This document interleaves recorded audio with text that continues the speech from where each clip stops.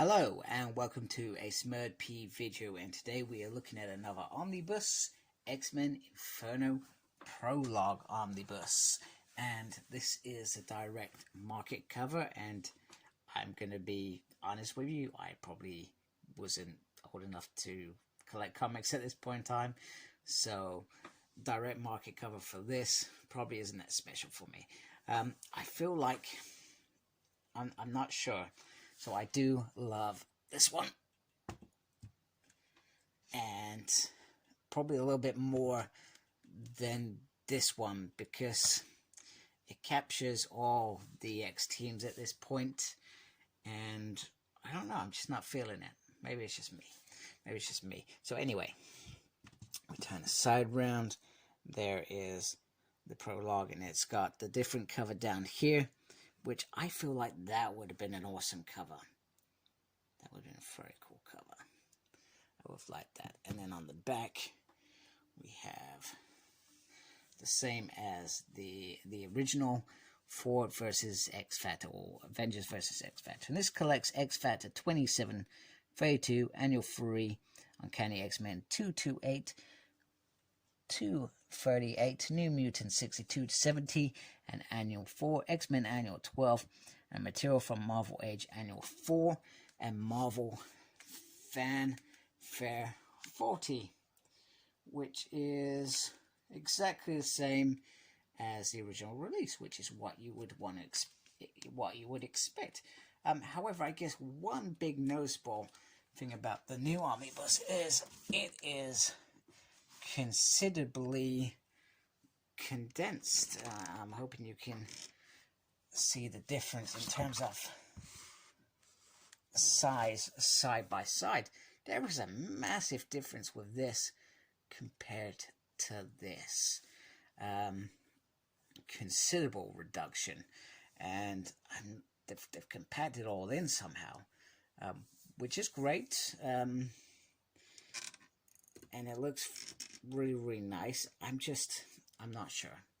Not sure if I'm actually liking it, or whether I'm gonna do a U-turn and actually decide to keep my original. I feel like I may, because A, I like that thickness.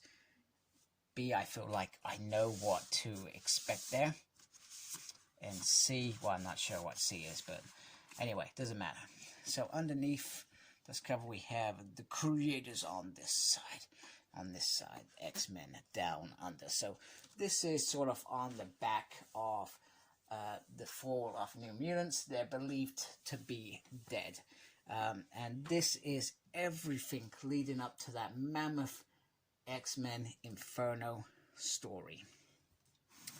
I'll just turn around once again. On the side, this is pretty much the same as the undercover of the original. And I'm gently going to put this down here. And I'm going to try and carefully lean my cover over, my camera over, so I can try and show you what is inside. So I'm not sure how they managed to condense it, but they have. And I guess my worry about is because they've condensed it, have they actually damaged any of the contents or restricted some of the contents? And looking at it, the answer is no. It doesn't feel like they have at all, but it's certainly very tight. But actually it feels like it works condensed like this. So maybe I'm just being pedantic and, precious. But maybe the smaller omnibus is pretty cool.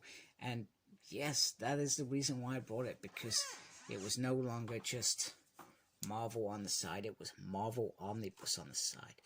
And which just makes it feel like a whole lot better in my collection. And in fact, if I'm looking at my collection now, when they do Fall of Mutants omnibus and make that an omnibus, I will have an omnibus pretty much all the way up to Jim Lee's omnibus, and then you just got some hardcovers in between. And at some point, I do hope that they do the hardcovers as well. So for all my dismay, now that I'm looking inside, I feel a little bit more comfortable with how this is looking, and it does seem to achieve what I want it to achieve, which is the omnibus. And it's just they've just, I guess we're in a different time where they've managed to condense it.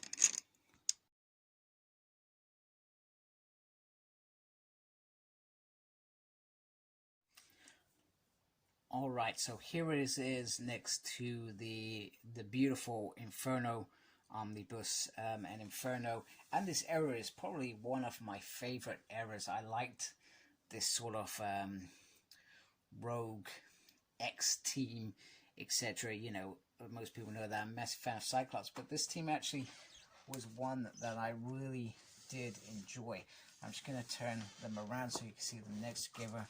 And you can see that is, if I bring out my camera, a thing of beauty in terms of having the X-Men Inferno omnibus, which includes the crossovers, etc., as well as the Inferno Prologue in an omnibus form.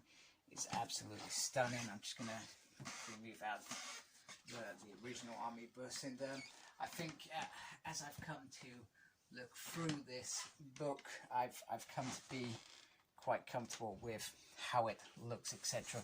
I feel like that looks very, very, very decent together.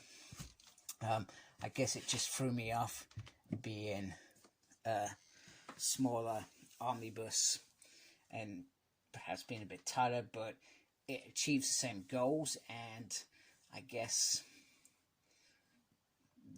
perhaps that's the way forward. They've clearly improved pressing, etc., to achieve these with I guess my concern is long term is how will the binding hold. That is everything. If the binding holds really well, this will be a book that I cherish, because I will read them again.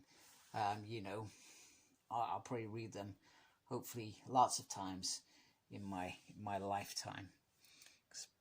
Big fan, enjoy these things. So this new omnibus version, especially if you didn't get it the first time round, it's a perfect time, and it's a great time to be an X-Men fan.